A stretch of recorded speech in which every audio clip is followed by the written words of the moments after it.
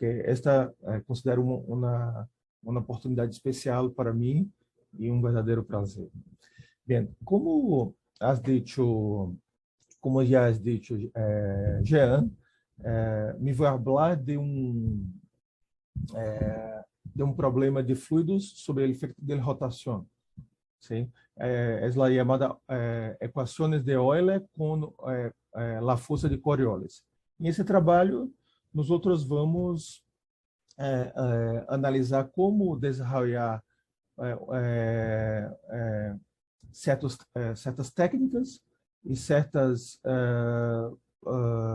abordagens usando Bezoff Spaces usando espaço de Bezoff para tentar conseguir alcançar uma regularidade limite para o problema, ok? Esse trabalho é em colaboração com o professor Vladimir Angulo Castilho, da Universidade Nacional de Colômbia, ok? E vou começar a charla apresentando as equações de Euler com as forças de Coriolis, ok? Bem, aqui está o sistema. Já tirei a pressão, ok? Aqui, depois que eu passei o famoso projetor de Leray, esse projetor projeta o campo sobre a componente que tem divergente nula. Então, se você tem uma pressão e aplica esse campo, os campos gradientes desaparecem. Por isso, nessa equação, já aparece, que é a equação do momento para a equação de Euler, da equação de Euler, representa o momento, né, o balanço do momento do fluido, já não aparece o efeito da pressão, certo? Isso aqui é o que nós chamamos de a equação de Euler livre, certo? Também incompreensível, porque nós temos a condição de divergente nulo, certo? Chama-se a condição de incompressibilidade do fluido, ok? E aqui nós temos uma condição inicial, ok? Para o nosso problema.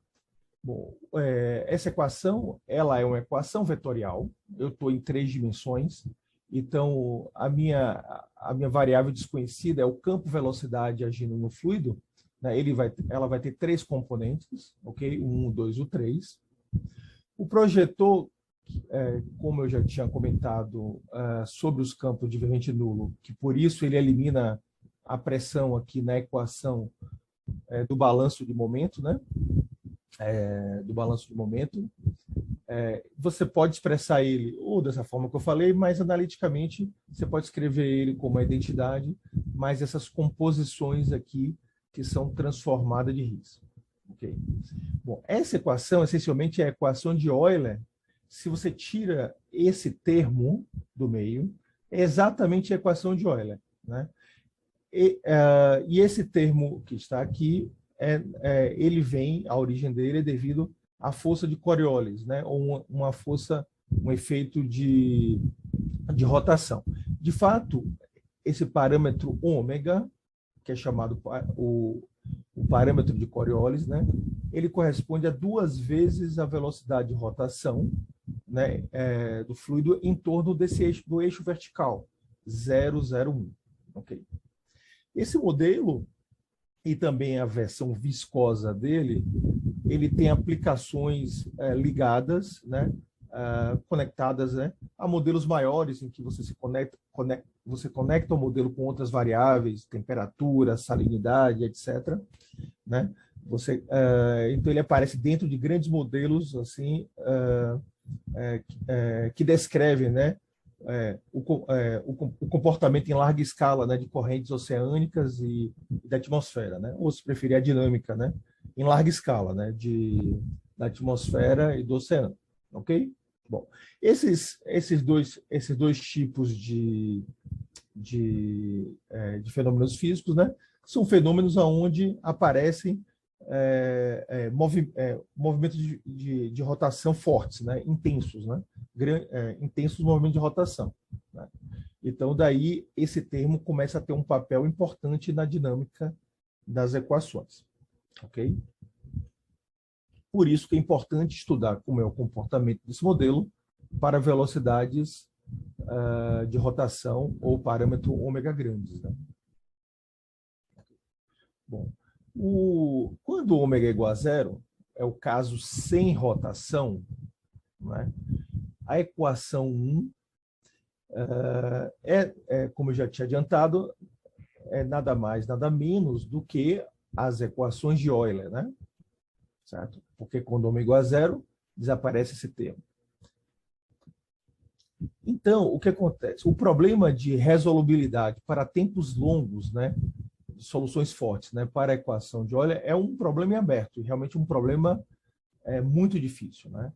Bom, de fato, se você, além da equação de Euler, acrescentar agora uma viscosidade ou menos laplaciano, você cai na equação de Navier-Stokes. A princípio, essa equação de Euler mais uma viscosidade é uma equação, digamos assim, que as soluções tendem a ter um comportamento mais regular, porque a viscosidade ajuda. E, de fato, esse modelo da Euler, 3D Euler, com o menos laplaciano, são as equações de Navier-Stokes, certo? Em 3 dimensões. Ok? Então, mesmo esse modelo com menos laplaciano, que, como eu falei, a equação tende a ficar melhor, o comportamento da solução tende a ficar melhor. Então, mesmo para as equações de Navier-Stokes, é ainda um problema aberto você mostrar a existência global de soluções fortes, certo? Então, é ainda um problema aberto. E, de fato, esse problema para Navier-Stokes, ele corresponde aos famosos problemas do Instituto Clay, né, que são os Millennium Pricing Problems, né? Precisamente, ele é o 6º problema, né, da lista de problemas dos 7 problemas do milênio, né? São 7 problemas e um dos problemas é exatamente para as equações de Navier-Stokes. Então, daí você já tira como o problema para Euler tem suas dificuldades, pelo menos para você mostrar que existe a solução global, né? De repente, é mais fácil mostrar que a solução forma a singularidade. Mas para você mostrar a existência de solução forte, para as equações de Euler, tende a ser mais difícil que para as equações de Navier-Stokes, porque Navier-Stokes tem essa viscosidade, né? E ainda assim, o problema para Navier-Stokes é ainda um problema aberto. Eu faço essa ponderação para a gente ter uma noção do nível de dificuldade que é mostrar soluções globais ou soluções para tempos longos, né, para as equações de Euler. Bom, eu faço observação também, eu tentei, no início da palestra, gastar um pouquinho o meu portunhol, mas eu acho que vai ficar melhor se eu falar, em vez de portunhol, um português mais claro, né, talvez, misturando com algumas palavras em espanhol, tá bom? Pedindo licença para isso. Bom, no caso bidimensional, ou seja, 2 dimensões, ambos os problemas, tanto a equação de Euler quanto para a equação de Navier-Stokes, eles já estão resolvidos, certo? Eles já estão resolvidos, ou seja, existem soluções globais ou para tempos longos, né? Para tempos longos, sem condição de tamanho no dado inicial, e soluções fortes, né, para as equações de Euler e para as equações de Navier-Stokes, certo? Ou seja, existem soluções fortes globais ou para tempos longos. Para as duas, de fato, em 2D você mostra até que é global, ou seja, o tempo de existência é infinito. Não apenas um tempo largo, né, um tempo grande, mas de fato o tempo é infinito. Bom, aqui a gente vai estar usando uma certa ideia, né, que é o seguinte, que a velocidade de rotação, né, ela tende a suavizar, vamos dizer assim, fluidos 3D, ou seja, fluidos em 3 dimensões. O que num certo sentido, o que a gente está querendo dizer é o seguinte, que altas velocidades de rotação, elas tendem a induzir uma estrutura planar, né, ou uma estrutura 2D no fluido, certo? Bom, como você sabe que em 2D os problemas se comportam bem no sentido de encontrar soluções globais, então essa intuição, né, nos encoraja, né, a resolver aqui o problema da Coriolis. Se você tomar uma velocidade de rotação ômega suficientemente grande, você vai conseguir obter vai conseguir resolver o problema ou para tempos grandes ou mesmo globalmente, certo? Dependendo do caso. No caso da Euler, o que seria esperado seria, num primeiro momento, você conseguir resolver o problema para tempos grandes, né? Independente para qualquer que seja o dado inicial. Ou seja, dado um dado inicial, você consegue uma velocidade suficientemente grande, né, para um certo tempo, onde você consegue uma solução forte até esse tempo de existência. Finito, mas esse tempo é tão largo quanto você queira, certo? Essa ideia, né, do efeito da velocidade de rotação, isso aqui surgiu primeiramente nos trabalhos, pelo menos até onde eu sei, nos trabalhos do Babin, Mihailov e Nikolaenko, né? Certo? É difícil dizer exatamente qual foi o trabalho, mas certamente essa ideia surgiu no trabalho desses três autores, né? Por exemplo, eu cito, né, um trabalho deles no Indiana, de 99, e também no próprio Indiana University Mathematical Journal, de 2001. Okay? Ele tem outros trabalhos também, mas eu cito esses dois. Okay?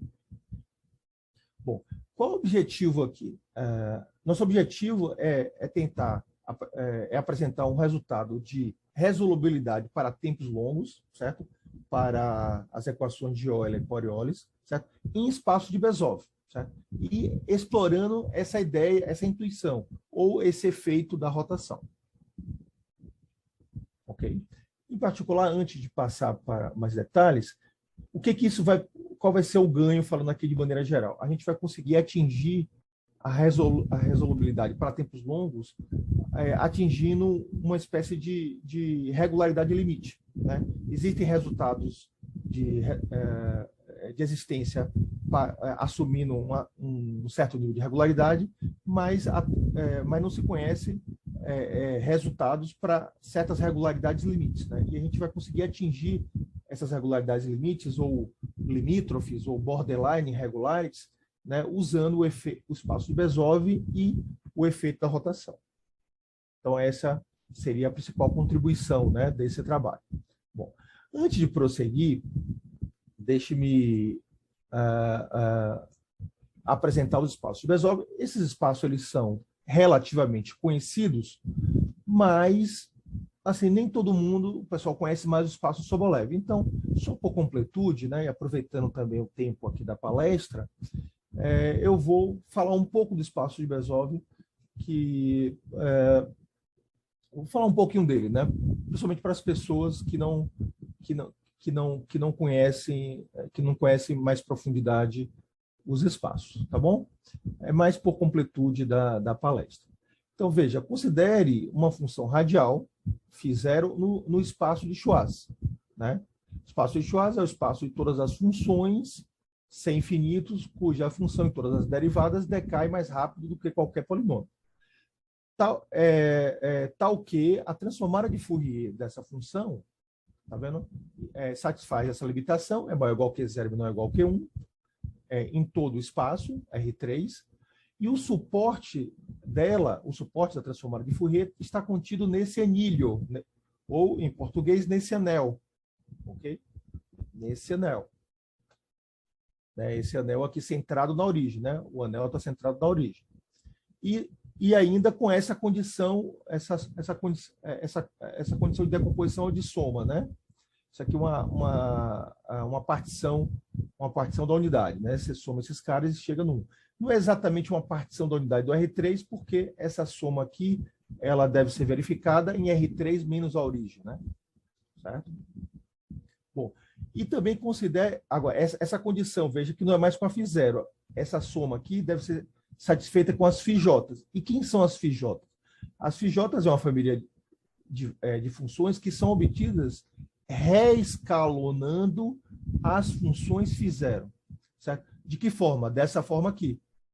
Para cada j, o reescalonamento φj é você pegar φ0, multiplicar por 2j aqui dentro, ó, dilatar aqui dentro do argumento, tá vendo? E aqui fora, multiplicar por 2j elevado a 3, que é a dimensão do espaço que você está trabalhando. Ou seja, fazer um reescalonamento, ok? Bom, o suporte das FJ, né, é um exercício simples aqui. Se o suporte da Φ0 chapéu está nesse anel, o suporte da FJ chapéu vai ser igual ao suporte da Φ0 chapéu vezes 2 elevado a J. Certo? Então, o suporte da FJ chapéu, transformada de Fourier, né, vai estar contido aonde? Vai estar contido nesse anel, tá vendo? Nesse anel, multiplicado por 2 elevado a J. O que está acontecendo com o suporte das FJ? Né? Eu tenho um suporte da minha função base, transformada de Fourier, ou chapéu da Φ0, chapéu é o Φ0, né? Eu tenho um suporte da Φ0. Então, os suportes da FJ chapéu são o quê? São dilatações pelo fator 2J, né, do suporte da minha função base. Isso aqui está contido no anel. Então, imagina um anel sendo dilatado. Multiplicando por 2 elevado a J, eu vou ampliando esse anel. Então, moralmente, o que está acontecendo é que eu tenho anéis que vão cobrindo todo o espaço e cada FJ tem o seu suporte dentro de em um desses anéis, né? Sendo que o anel, você pode colocar exatamente o que? O anel, esse anel vezes 2 elevado a J. Certo? Bom, agora, já que nós temos agora essa família de FJs que estão com suporte nessa família de anéis, e se você notarem, a união desses anéis, como eu falei, cobre todo o espaço, exceto a origem. Então, eu posso agora definir o seguinte operador, que é um operador de Littlewood-Paley, certo? Vou chamar de ΔJ, com uma convolução da FJ com a F. Bom, isso daqui significa o quê? Se você passar a transformada de Fourier em ambos os lados aqui, transformada de Fourier transforma a convolução em produto. Então, você vê que esse cara funciona como um filtro, né, no suporte da FJ. Então, você pode imaginar esses operadores de ΔJ como sendo filtro, claro, no domínio da frequência, né, que pega o sinal ou a função e filtra ele, pega só a parte dele, só as frequências dele que estão no anel correspondente ao suporte da FJ, que no caso seria esse anel, né, vezes 2 elevado a J, certo? Bom, a gente também define essas funções SK, que estão em Schwarz, como sendo a transformada dela é 1 menos o somatório, né, das FJ, J a partir do K mais 1. No fundo, o que você está fazendo aqui tirando, né, todas as decomposições, né, os filtros, né, que vão de K mais 1 até o infinito. Ou seja, sobra aqui somente as frequências que vão até o J igual a K, né? Certo? Então, você define esse cara aqui, S chapéu de K. Bom, quando K é igual a 0, né, aqui vai dar J maior ou igual que 1, então você está tirando todas as frequências, né? Porque você está, 1 menos isso, está sobrando, você está somando tudo, né, do menos infinito, né, aqui, até somente o zero, né? Porque você está tirando 1 quando K é igual a 0. Bom, então, e se for o K aqui, você vai somar somente até o K, né, e depois todos os outros você tira, né? Você tira desse somatório aqui, certo? Para obter essa função complementar, certo? Em variável de Fourier. Quando K é igual a 0, você chama esse cara do S0, quer dizer, você soma de menos infinito até o 1, tira tudo isso dessa partição, então o que sobra você vai chamar a transformada de Fourier do S0, certo? E aí, então, o S0 você denota por psi. Agora, veja, considere S, o parâmetro S, que é o parâmetro da regularidade, certo? É o parâmetro da regularidade. P e Q. P é o índice da integrabilidade do espaço e Q é o índice da soma, né? De como você soma as contribuições das diferentes frequências. Vamos pensar assim. Considere esse P aqui o conjunto de todos os polinômios com 3 variáveis. Certo? Quem é o espaço de Bezow homogêneo? Ele é o conjunto de todas as distribuições temperadas, tirando os polinômios. Já explico por que se tira os polinômios. tá ok, essa quantidade é finita. Note que você tem aqui o que? Ó, a ação dos filtros, tá vendo? Que capta somente o anel correspondente ao índice J, tá vendo? Da minha função. Eu integro o LP, multiplico por esse peso que capta um efeito da regularidade, então S funciona como uma regularidade, e já o P aqui, ó, estou integrando, estou calculando a norma LP, então funciona como uma espécie de condição de integrabilidade da norma. E depois, o que eu faço? Eu somo as contribuições dos diferentes J's, que correspondem às contribuições de diferentes frequências, ou, se preferir, dos diferentes filtros, como a gente comentou, certo? E eu somo essas contribuições através dessa norma do LQzinho, né? Agindo em Z. Por que eu tenho que tirar os polinômios? Porque transformar de Fourier de polinômios, isso dá o quê? Isso dá distribuições com suporte na origem, ou se preferir, coisas como Diracs ou derivadas de Diracs, ou combinações lineares delas. E se essas distribuições estão concentradas na origem, como, por exemplo, as Diracs, você pode ver que esses filtros aqui todos vão ser zero. Porque, retornando aqui, você vê ó, que esses filtros aqui, ó, o suporte desses caras são anéis que não pegam a origem. Então, elas não enxergam a Dirac, né? Então, se for alguma Dirac aqui, o ΔJ aplicado a elas dão zero, né? Então, quando você pega o caso de polinômios, todos esses ΔJ dão zero. Então, essa quantidade dá zero. Então, você tem que passar o módulo. Isso acontece somente com os polinômios. Então, você passa o módulo polinômio para que para que esse cara aqui se torne uma norma, né? Senão, você teria elementos diferentes de zero, cuja norma seria zero. Então, você tira os polinômios e aí, então, você obtém uma norma definida nesse espaço de Bezov homogêneo. Agora, a versão não homogênea do espaço homogêneo, você define ela de que forma? Você faz as somas, como você faz acima, as contribuições dos filtros, tá vendo? Das frequências, igualzinho, só que você soma somente as contribuições para o J maiores ou iguais que 1. E a parte que é menor que 1, relembrando que o Psi, né? Ou o S0, lembra? O S0, ele é que capta as frequências para o J menor que 1, porque ó, aqui eu somei tudo, ó, K igual a 0, tá vendo? A partir do 1 e tirei. Então, quem ficou captando ó, as frequências para o J menores do que 1, ou seja, J de 0 para baixo, é a Psi.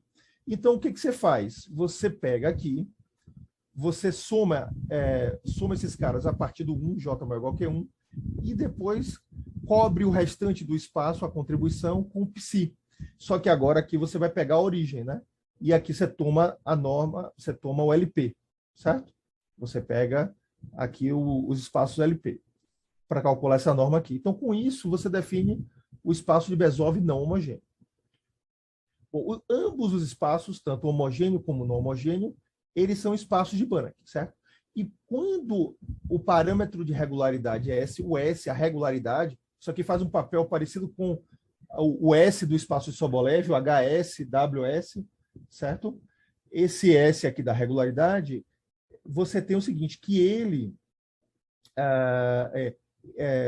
quando S é maior que zero, a norma do espaço não homogêneo é igual à norma do espaço homogêneo mais a norma do FLP. Então, para calcular a norma do não homogêneo, basta calcular a do homogêneo e mais a norma do espaço LP. Correto?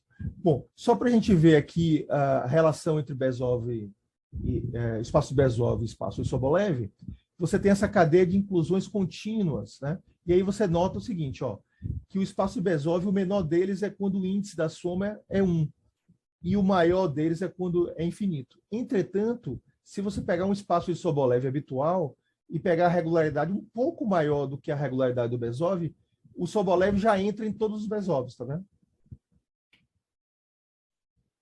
Aqui nós temos outras relações envolvendo o espaço Sobolev HSL e os Bezovs. Então, note que com essas relações, se o L é igual a 2, ó, você vê que ele é o Bezov BS com índice, só que com os dois índices, o índice de integrabilidade 2 e o índice da soma, do somatório igual a 2, ou seja, P igual a 2 e Q igual a 2. Né? Então, o espaço Sobolev é exatamente esse espaço de Bezov com esses dois índices, certo? 2, 2, embaixo. Bom, eu agora, né, vou rever alguns resultados prévios, né, relacionados aos nossos objetivos aqui. Bom, primeiro eu menciono que a resolubilidade local para as equações de Euler em 3 dimensões, ou seja, com ômega igual a zero, já foi tratada por vários autores, tanto em espaços de Sobolev quanto em espaços de Bezov. Certo? Em espaços de Sobolev, eu cito aqui o trabalho do Cato-Ponce, do Chemin, em espaço de Roda, que eu coloquei aqui como um tipo de espaço Sobolev, mas você pode separar, se preferir, como espaço de Holden. E em espaço de Bezov, eu posso citar o Chai, o Zou, o Pak-Park, né, e o Takada. Aqui estão as respectivas datas. Isso para a equação de Euler e resolubilidade local no tempo, certo? Bom, esse expoente S igual à dimensão, que no nosso caso é 3, sobre P, né, do LP aqui, do índice de integrabilidade do espaço, seja de Sobolev ou seja de Bezov mais 1, ele é crítico para as equações de Euler, certo? Tanto em HSP, como nos espaços de Bezov BS e PQ. Certo? Mesmo, isso é um ponto importante, mesmo localmente no tempo, mesmo para a resolubilidade para tempos pequenos. Localmente no tempo quer dizer resolubilidade para tempos pequenos. Ok? De fato, né, para a gente enxergar isso, veja, nós temos aqui um resultado devido ao Bourgain e o Lie, de 2015, que ele diz o seguinte, que a equação de Euler ela é localmente mal posta, tem um fenômeno de inflação aí, né, da norma, tanto no Sobolev HSP quanto no Bezov BS-PQ, quando S é o expoente crítico de regularidade, a dimensão sobre o índice de integrabilidade P mais 1.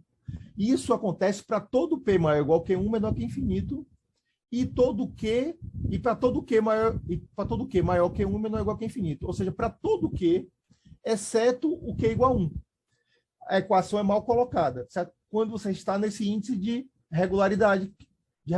Então, isso mostra que esse parâmetro, esse S, tem um papel crítico. Ele se comporta como um valor crítico, né?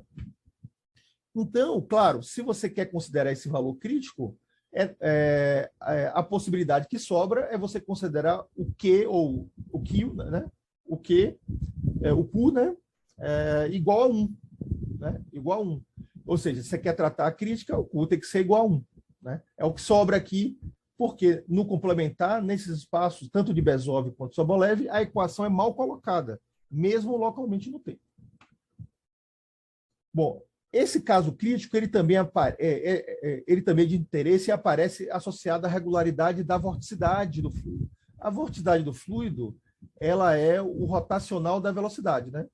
Ela mede o quanto o fluido está espiralando, né? A vorticidade. Por quê? Se a U tem a regularidade crítica e você calcula o rotacional, você vai gastar uma derivada aqui.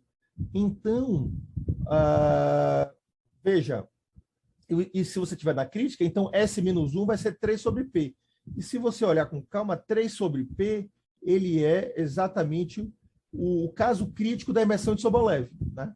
E a gente sabe que a imersão de Sobolev não funciona no caso crítico, ok? Bom, então, ele é de interesse também por isso, com essa conexão com a regularidade da vorticidade, quando S é esse valor, 3 sobre P mais 1. Né? Bom, para ômega diferente de zero, né, ou seja, no caso agora da Euler-Coriolis, ou seja, a equação de Euler com força do Coriolis, ou seja, com rotação, né, você tem que o Dutch-Freud, ele mostrou a existência de soluções, ou seja, a resolubilidade para tempos longos, ele mostrou existência e unicidade também, se eu não me engano, e além disso, ele obteve essa estimativa por baixo no tempo de existência, dependendo do ômega. Ó. Note que o quê? Quanto maior você com essa estimativa, então você vê que tomando um ômega suficientemente grande, você consegue chegar em qualquer tempo que você desejar, tá vendo? Ou seja, com crescimento log-log, mas com certeza com um crescimento, ok? E é claro que essa estimativa aqui está valendo para ômega suficientemente grande, né? E o zero pertencente a alguns espaços do tipo Sobolev, certo? Com bastante regularidade, certo? Ou seja, com uma regularidade maior que o crítico, certo? Ele mostrou isso com um certo nível, vamos dizer assim, maior, com uma regularidade maior do que a crítica, certo? Bom, para S maior que S0, o valor crítico, agora considerando P igual a 2, está vendo? 3,5 mais 1, o Colli Takada, que é o HS, está vendo? Ele provou, o Colli Takada, eles provaram também a existência de uma única solução localmente no tempo, certo? A resolubilidade local, né? Nessa classe, certo? Aqui você vê que a classe da persistência é a classe natural. Mas aqui ele trabalhou com S acima do crítico. Ele mostrou que a resolubilidade local. Bom, para a resolubilidade para tempos longos, de fato, aqui o Godefroy ele assumiu bastante regularidade, não só maior do que a crítica, maior do que a crítica mais um, inclusive, como o Colli Takada aqui. Ó. Porque quando você vai para a resolubilidade global, ou global não, para tempos longos, você aparece um parâmetro limítrofe ou borderline, que é você pegar a local, que é 5 meios, tá vendo? 3 meios mais 1, e mais 1. Então, o Colli Takada, ele mostrou que a solução pode ser estendida para tempos longos, né? Se o S for maior do que esse S1, certo? Que é 5 meio mais 1, mas sem atingir esse valor limítrofe ou borderline, certo? E é claro, novamente, para a velocidade de rotação grande o suficiente. Os resultados do Godefroy, ele assumiu para obter a solução para tempos longos uma regularidade também maior do que esse S1, certo? Na verdade, até maior, foi até uma condição, se eu não me engano, até mais, vamos dizer assim, ele assumiu até mais regularidade do que o Colli Takada. E o Colli Takada assumiu essa condição aqui S1, certo?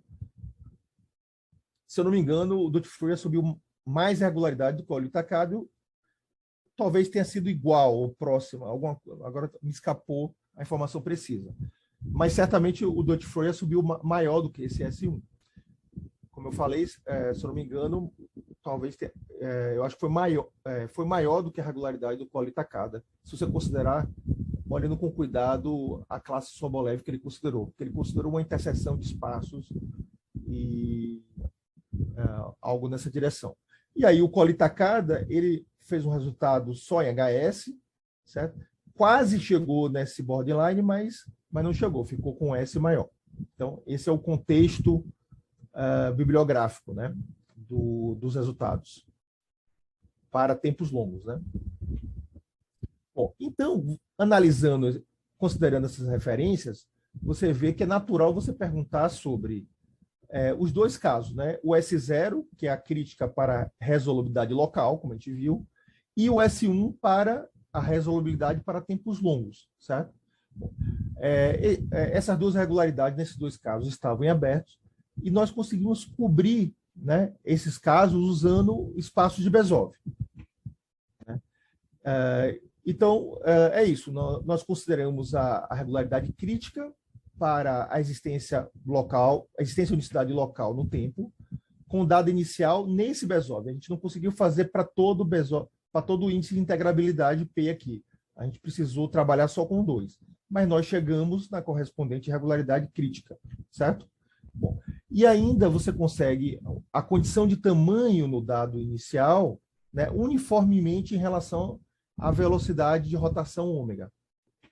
Ok? Depois, né, aí sim, considerando o parâmetro de Coriolis ômega grande o suficiente, né, a gente consegue a resolubilidade de 1 em BS21 com aquela regularidade limítrofe S1, certo? Ou seja, conseguimos a resolubilidade para tempos grandes no caso da regularidade limítrofe S igual a S1, certo? E assim a gente atinge as duas regularidades. E, novamente, as duas regularidades limítrofes. E, novamente, aqui o P igual a gente precisou trabalhar com o índice de integrabilidade P igual a 2. E o índice de soma 1. Né? Bom, relembrando aquelas imersões no espaço de Bezov, você vai ver o seguinte, que o HS, né, ele está contido nesse Bezov com regularidade 5 meios, e nesse Bezoff com regularidade 7,5, se, respectivamente, o S for maior que os 5,5 aqui. E se, respectivamente, e se, claro, o S for maior que os 7,5. Confere? Então, se o S é maior que os 5,5, esse cara está aqui. Se o S é maior que 7,5, esse cara está aqui. Então, em vista dos resultados anteriores, a gente está fornecendo uma classe maior, né, para você obter tanto a resolubilidade local quanto a resolubilidade para tempos longos. Sendo que a resolubilidade local, a gente também consegue ela com tempo de existência uniformemente em relação à velocidade ômega. Confere? Bom, então vamos agora aos resultados, assim, descrever os resultados mais precisamente, ok? Nesse tempo final aqui da palestra. Bom, o teorema é o seguinte: tome um dado inicial nesse espaço de Bezoff, regularidade 5,5. Condição divergente nulo, claro, já estava lá, né? Estamos com o modelo incompressível. Então, vai existir um tempo de existência que depende da norma do dado inicial, certo? Tal que as equações de Euler-Coriolis, ou Rotate-Euler, ou as equações de Euler-Rotate, né, tem uma única solução nessa classe. Certo? Aqui é a classe natural da persistência. O dado inicial nesse Bezoff, você tem uma órbita contínua nesse Bezoff, tá vendo? Isso para todo o ômega pertencente a R, tá vendo? O tempo é uniforme em relação ao ômega. Perdão. Depois, você agora toma um tempo de existência arbitrário, finito, mas arbitrário. E agora considera o zero com um pouco mais de regularidade, certo? Então, vai existir um ômega zero, certo? Uma certa velocidade de referência, que depende desse tempo de existência até onde você quer chegar e da norma do dado inicial, tal que a sua solução 1 tem uma única solução nessa classe. Aqui está a classe de persistência natural, tá vendo? Comecei nesse Bezoff com regularidade 7,5 e continuo no mesmo Bezoff. Eu tenho uma órbita contínua no mesmo espaço do dado inicial, certo? Espaço de persistência natural. Isso acontece se, claro, a velocidade de rotação é maior ou igual que essa velocidade de referência ômega zero. Se ela ultrapassou isso, então você consegue construir essa solução e obter a resolubilidade para tempos longos, certo?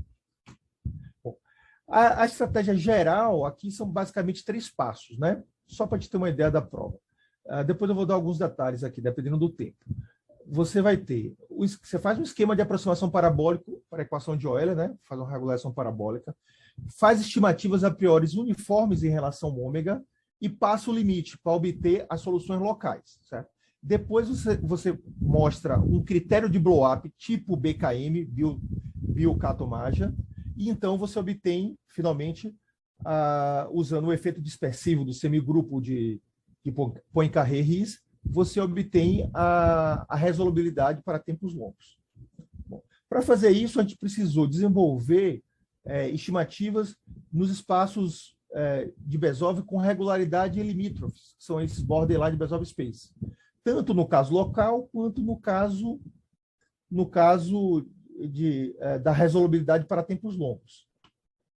Bom, para passar o limite no esquema de aproximação, né, você precisa controlar a sequência por meio de estimativas que envolvem localização, ou aqueles filtros, né?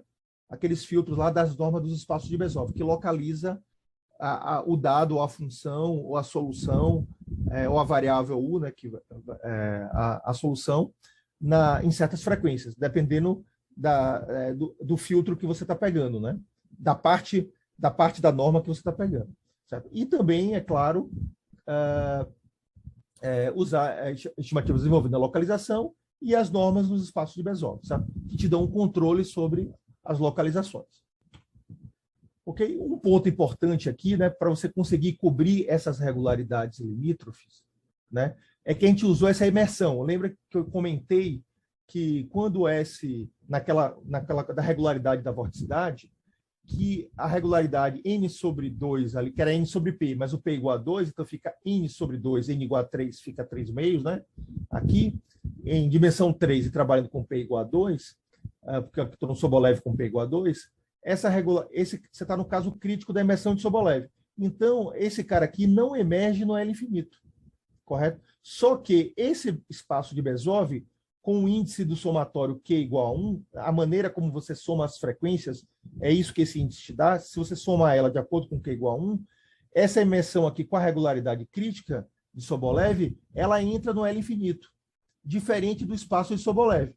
Portanto, isso aqui é um ponto importante, e você consegue controlar a norma L infinito do gradiente, certo? Se você tiver com S igual a S0 igual a 5,5, certo? Porque 5,5 é 3,5 mais 1. Então, você consegue um controle para o gradiente da solução no espaço L infinito. Certo? Bom, aí depois o que você faz? Seja S igual a S1, agora você precisa o outro valor limítrofe, mas agora para resolvibilidade global, e para tempos e para velocidades grandes, você consegue controlar essa quantidade, que é uma quantidade famosa, que aparece em vários critérios de blow-up, em particular no clássico critério de blow-up de BKM, do Bill Katumaj. E muitas vezes aparece nesses critérios a vorticidade, tá vendo? A vorticidade da U, que é o rotacional da U. Mas se você está com gradiente e controla isso aqui, você controla a vorticidade, ok? Então, a gente usa essa quantidade U, né, para obter um critério de blow-up e então obter as soluções para tempos longos. Né? Isso aqui é para obter, primeiro, para obter um controle do gradiente, você trabalha com a primeira regularidade, já seria suficiente. Mas para você estender, você precisa controlar a integral desse cara. Então, você precisa de um pouco mais de regularidade, que é mais 1, para conseguir controlar essa quantidade. E conseguindo controlar essa quantidade, você consegue estender a solução pelos critérios de blow-up. Está aqui o critério de blow-up que a gente provou. Né? Deixa eu mostrar aqui para vocês. É um critério de blow-up do tipo BKM. O que ele nos diz? Seja o zero uma solução nesse espaço de Bezoff. Suponha que você tem uma solução aqui, ó, a órbita contínua, no mesmo espaço da inicial, certo? Até um tempo de existência t. Se aquela quantidade U maiúsculo em t é finita, então, para algum t' maior que o t, você consegue estender a solução até o t, para o intervalo de 0 a t'. Ou seja, você consegue estender a solução para além do tempo t, certo? E preservando a mesma classe, né? Ou seja, se nesse instante t a quantidade foi finita, então você sabe que a solução nessa classe não vai explodir. Ou seja, você consegue estender ela além desse tempo t. Ok? Bom, agora considere, esse foi o meu critério de blow-up, agora considere o espaço de Bezoff 7 meios 2, 1, certo? Bom, se você proceder similarmente ao caso 5 meios, você obtém também uma solução local no tempo com a regularidade de 7 meios, porque essas soluções, como eu falei no começo, são soluções fortes. E soluções fortes herdam a mesma regularidade do dado inicial. Então, você consegue obter uma solução local nesse espaço Bezoff se você assumir ele aqui.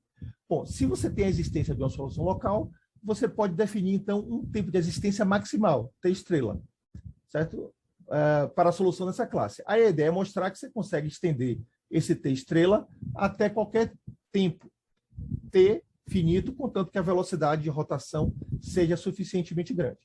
Bom, a ideia aqui é o seguinte, você primeiro considere esses projetores de L2 e L2, que é dado o seguinte, ó, isso aqui você pode apareceu, a gente viu no Godefroy, essa composição, que basicamente é o projetor que a gente viu lá de Leray, ou Helmholtz, né? Só que você soma e subtrai aqui um efeito da rotação, tá vendo? Para explorar o efeito da rotação. Bom, em variável de Fourier, esse operador é dado dessa forma. E aí, então, você agora decompõe o U usando o P mais e P menos, que é tranquilo. Por que vai dar a mesma coisa? Porque aqui, se você somar, tá vendo? As duas se cancelam o efeito da rotação. Você colocou, rodou para um lado, deu o P mais. Rodou para o menos, deu o P menos. Então, a U pode escrever dessa forma. Bom, eu pego agora o P mais e o P menos e aplico no meu sistema 1. Então, eu chego nessas equações. Aí agora você usa o princípio do Duhamel e converte essas equações na equação integral, certo? Nessa equação integral aqui. Onde esse cara aqui é o famoso, é um semigrupo ou grupo dispersivo, né? De fato ele tem nome, né? É o famoso semigrupo de Poincaré-Riesz, né? E ele é que vai carregar aqui o efeito dispersivo da velocidade ômega. Aí agora o que você faz? Você vai claro, diante dessa decomposição, basta você estimar cada uma dessas parcelas, o P mais e o P menos. Bom, aí você tem uma estimativa de Striha para esse semigrupo de Poisson-Carré-Riesz, que te dá um controle aqui com ômega, tá vendo? Com a potência negativa. Então, se o ômega é grande, você faz esse cara pequeno. Aí agora, usando essa estimativa 4 e usando e manuseando ela de maneira esperta, você consegue uma estimativa similar, só que agora no espaço de Bezold homogêneo, tá vendo? E ainda você consegue esse efeito dispersivo aqui com ômega, tá vendo? Agora, se você soma as duas, você obtém uma estimativa do Bezold não homogêneo, e ainda preservando o efeito dispersivo do ômega. Certo? Já eu tenho mais quanto tempo? Mais 5 minutinhos? Sim, profe. Ok, obrigado. Já estou concluindo. Então, veja, obter esse efeito dispersivo. Aí agora, para não linearidade, né, você também usando as estimativas aqui do Poisson-Carré-Riesz, você chega também nessas estimativas, né, deixando aqui esse produto a ser trabalhado e sempre com esse efeito dispersivo que veio do semigrupo. Confere? Somando as duas normas aqui, L infinito com o homogêneo, você obtém, certo? Agora, uma estimativa por termo não linear, né, da equação integral, só que agora no Bezold não homogêneo. E ainda preservando o efeito dispersivo. O ômega grande, você consegue controlar esse cara pequeno. Ok? Juntando as estimativas, né, da parte linear com a parte não linear da equação integral, você consegue estimar a sua U, né, com essa expressão, e ainda preservando o efeito dispersivo. E tudo isso está valendo para qualquer tempo de existência menor que o maximal, né? Bom, aí agora o que você faz? Usando localização estimativa do comutador, você então consegue, né, estimar a norma da sua solução do Bezold 7,5 por esse cara, certo? Aí vai aparecer aqui, devido às estimativas do comutador, né? Você vai aparecer aqui a norma do gradiente em L infinito. Veja como é importante aqui. Ó. Ela aparece aqui, aí pelo Gronov, você controla a norma no Bezold com a regularidade 7,5, que é onde nós queremos estender a solução. Veja, por Gronov, desigualdade de Gronov, né, você vai obter um controle com essa integral. Mas lembre-se que essa integral é aquela nossa quantidade U do blow-up. Né? Então, relembrando aqui, é a nossa quantidade U do blow-up. Aí agora, como o Bezold emerge no W infinito, né, você usando as estimativas para U, algumas estimativas do produto, né, e a estimativa do tipo Gronov que a gente fez, você consegue controlar a nossa quantidade U de que forma?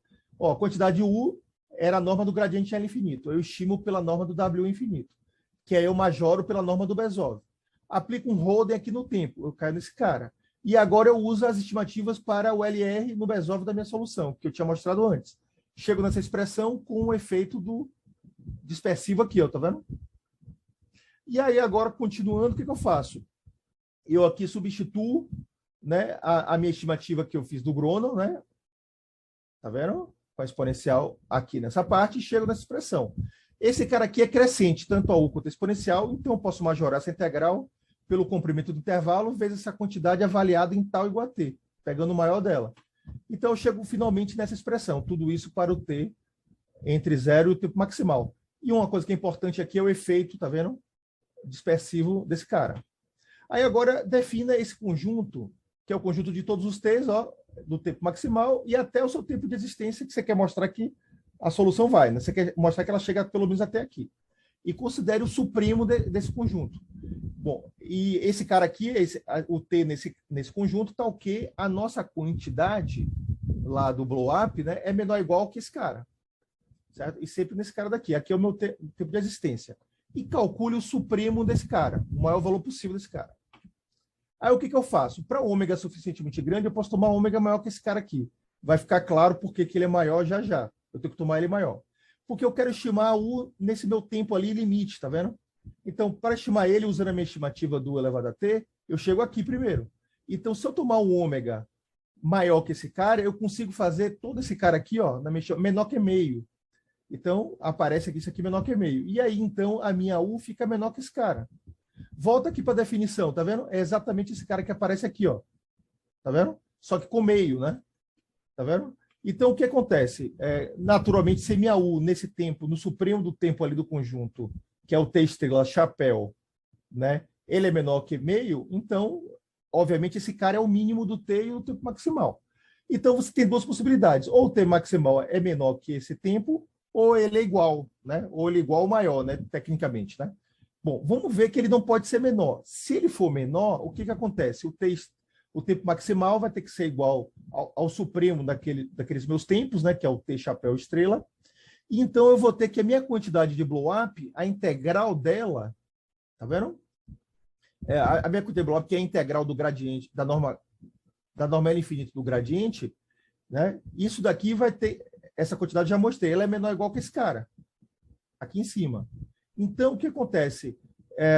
Se eu passo o limite aqui para o T, usando a continuidade da integral, quando o T vai para o T estrela, eu vou ter que o T estrela é menor que esse cara, por continuidade. Certo? E aí, pelo critério de blow-up, né, que a gente mostrou, a solução pode ser estendida além do T estrela. Mas T estrela é o tempo maximal. Isso gera uma contradição. Né? E qual foi e por que você teve a contradição? Porque você assumiu que o tempo maximal é menor que seu tempo T até onde você queria chegar. Portanto, isso não pode acontecer. Então, o tempo maximal ele é igual ou maior que o seu tempo de existência. Em outras palavras, de fato, você consegue evoluir ou estender a solução até o seu tempo T maiúsculo aqui, que foi um tempo de existência dado, né? E você consegue isso, deu para notar por 10, se o ômega for suficientemente grande, ok? E aí, então, você completa o resultado de resolubilidade para tempos grandes, né? Porque você mostrou que sua solução, sem qualquer restrição dado inicial, você consegue fazer ela chegar até o tempo T de existência finito, mas arbitrário, né? Ok? Então, isso conclui a prova e eu agradeço a atenção de vocês e fico à disposição para qualquer dúvida.